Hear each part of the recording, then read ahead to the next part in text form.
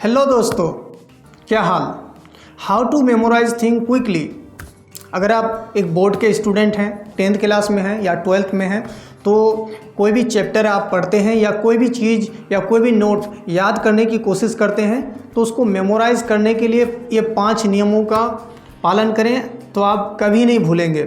Number 1 कि आपको रट के कभी नहीं पढ़ना है। रूल नंबर 1, आपको रट करके कभी नहीं पढ़ना है, बिल्कुल रट करके नहीं पढ़ना है।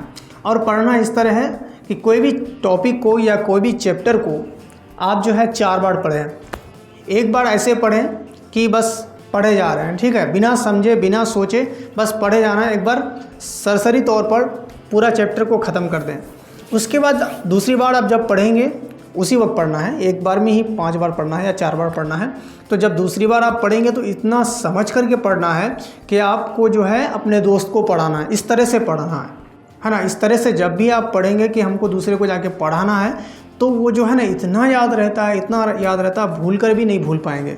तो दूसरे टाइम जब आप पढ़ेंगे उसको, उस चैप्टर को दूसरी बार, तो जो है बहुत अच्छे से पढ़ना है, सोच के पढ़ना है, फोकस के साथ पढ़ना है, ठीक है। एक बार पढ़ लिया ऐसे सरसरी तौर पर, दूसरी बार फोकस के साथ, तीसरी बार जब आप पढ़ेंगे तो एक बार आप सवाल को पढ़ लेंगे। पहले जितने सारे सवाल हैं उस टॉपिक से, उसको एक बार सवाल को पढ़ लिया कि ये सवाल है।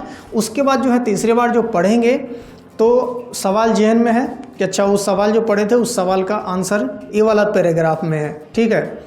ये हो गया तीसरी बार। अब चौथा बार जब पढ़ना है, तीसरी बार पढ़ने के बाद जो है आपको जो है सवाल को पढ़ना है और आंसर करना है, ठीक है।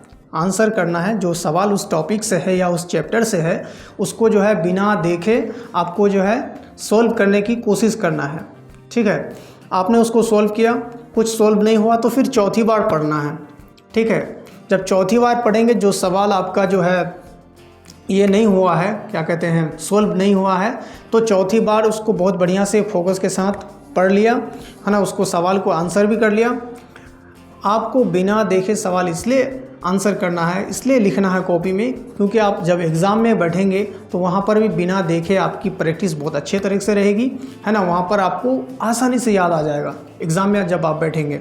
तीसरा रूल नंबर क्या है कि जब भी आप अपने फ्रेंड से मिलें, क्लासमेट से मिलें, कि जो टॉपिक आपने पढ़ा उससे उसको सवाल करो, ठीक है। सवाल करना है आपको। सवाल किस तरह करना है कि दोस्त देखिए मैंने चैप्टर पढ़ा, आपने पढ़ा है क्या, है ना। अगर उसने पढ़ा है तो उससे सवाल कीजिए, नहीं भी पढ़ा है फिर भी सवाल कीजिए कि इसका आंसर आता है, नहीं आता है, नहीं आता तो उसको आप समझाइए कि ये जो है, ये जो सवाल है इस क्वेश्चन का आंसर ये है। उसको जो है मौखिक तरीके से आपको समझा देना है। इससे क्या होगा कि आपका मेमोरी पावर इतना तेज़ हो जाएगा, इतना तेज़ हो जाएगा कि आप वो टॉपिक और वो चैप्टर आप कभी नहीं भूलेंगे। इससे आपका दोस्त को भी फ़ायदा हो जाएगा और आपको भी फ़ायदा हो जाएगा कि you will not forget that topic, that note for ever, right.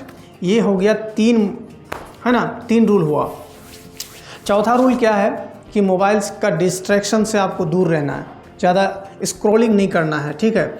जब आप पढ़ेंगे तो मोबाइल को दूर रखेंगे, नोटिफिकेशन ऑफ कर देंगे, मोबाइल को साइलेंट मोड में रखेंगे, ठीक है। जब आप पढ़ें तो डीपली फोकस के साथ पढ़ें, ठीक है। नंबर 5 क्या है कि हफ्ता में एक बार आपको उस टॉपिक को रिवाइज करना है। रिवाइज करना है 15 मिनट के लिए, 20 मिनट के लिए। Revision is the best thing. अगर आपने आज पढ़ा, एक हफ्ता बाद इसको अगर रिपीट किया, रिवाइज किया, जो 4 घंटा या 2 घंटा लगा करके वो टॉपिक को पढ़ा था, समझा था, तो उसको जो है ना 15 मिनट 20 मिनट में आसानी से उसको रिकॉल कर सकते हैं और ये हमेशा के लिए याद रहेगा और एग्ज़ाम में आप बहुत अच्छे से स्कोर कर पाएंगे।